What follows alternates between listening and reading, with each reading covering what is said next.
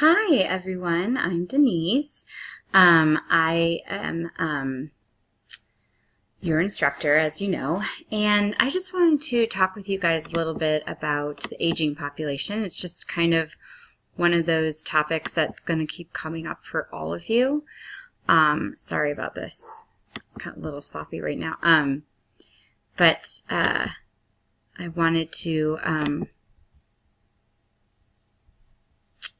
just talk with you a little bit about just the different theories briefly. Okay, so Jonathan Swift said, every man's desires is to live long, but no man would be old.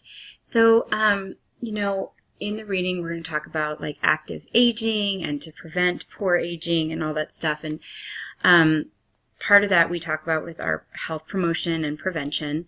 And we'll talk about some of the implementation for the aging adult. But so talking about theories of aging, there's biological theories and psychosocial theories. The biological theories address the anatomic and physiologic changes that occur with age, whereas the psychosocial theories address the thought process and behaviors of an aged person.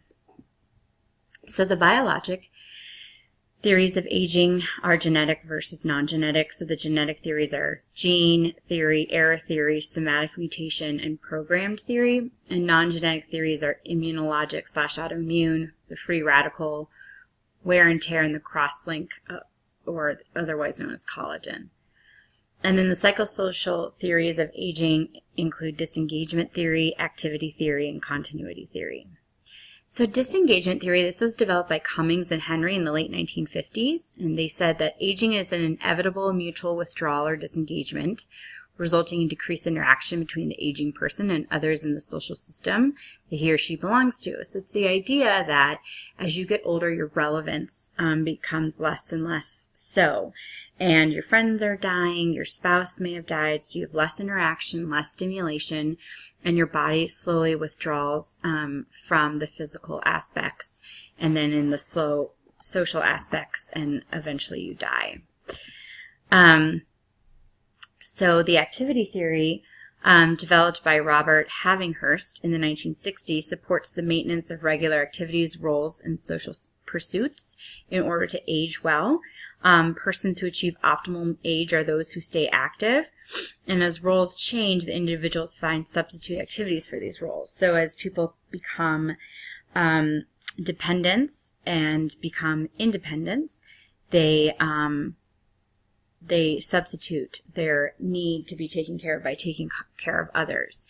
And as they lose their parenting status, they take on other pieces and then become grandparents. And so this natural progression and making sure you're finding substitute activities for each loss of role is integral. So continuity theory was proposed also by Havinghurst and coworkers in reaction to that disengagement theory. So basic personality, attitudes, and behaviors remain constant through the lifespan. So the idea that, people slowly withdraw, and they're saying personality, attitudes, and behavior remain constant through the lifespan, so they won't necessarily disengage, but society might disengage from them. So what is the relevance of biological and psychosocial theories of aging to nursing?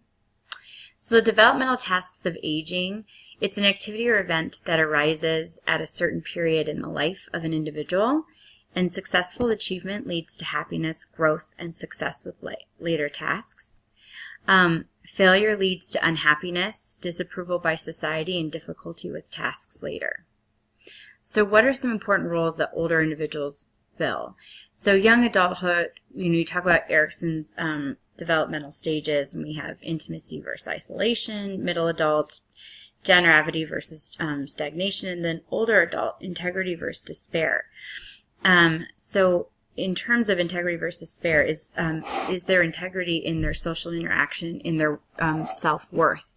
And if not, if you don't reach that, then you hit this despair feeling.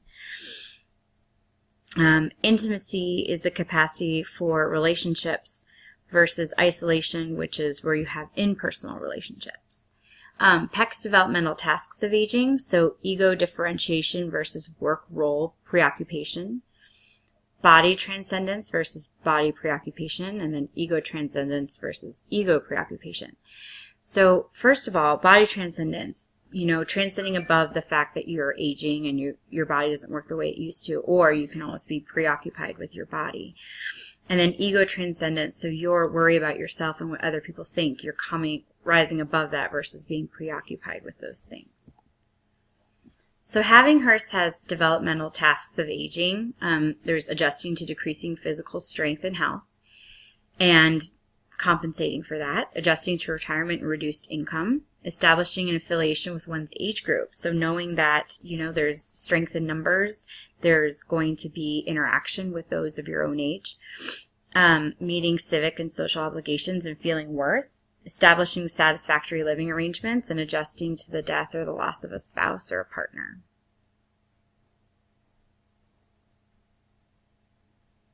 So this kind of just says, Florence, I'm so sorry you lost your husband. Florence says, thanks, but I didn't lose him. I know where he is. I'm the one who feels lost. So what are factors that influence a person's success at achieving developmental tasks? So some nursing interventions. How can nurses assist elders accomplish developmental tasks? We can encourage clients to maintain and establish roles and relationships, offer maximum opportunities for decision making, build on clients' unique interests and skills, listen to clients' concerns, and promote reminiscence. So common psychosocial changes that help, assuming grandparent roles, adjusting to retirement, maybe some people increase volunteer activities, maintain or develop new interests, cope with death of spouse or significant other, adjust to change in intimacy and sexuality, cope with relocation, and cope with losses. And these psychosocial changes affect aging. So people who retire oftentimes have a change in their cholesterol levels because they're not moving as much. People are less compliant with their medications because they don't have as much structure. So things that are important are a support system, community resources, counseling, and perhaps it says here prayer and religion, but that's where we're touching on that spirituality and religiosity. These concepts are frequently confused. Studies have found that nurses tend to avoid addressing spiritual needs of patients in fear of having a religious swing to it. So spirituality is the totality of man's inner resources, the ultimate concern around which all other values are focused. So it's someone's central philosophy of life that guides their conduct, and the meaning-giving center of human life, which influences all individual and social behavior. So trust and faith in a power greater than oneself.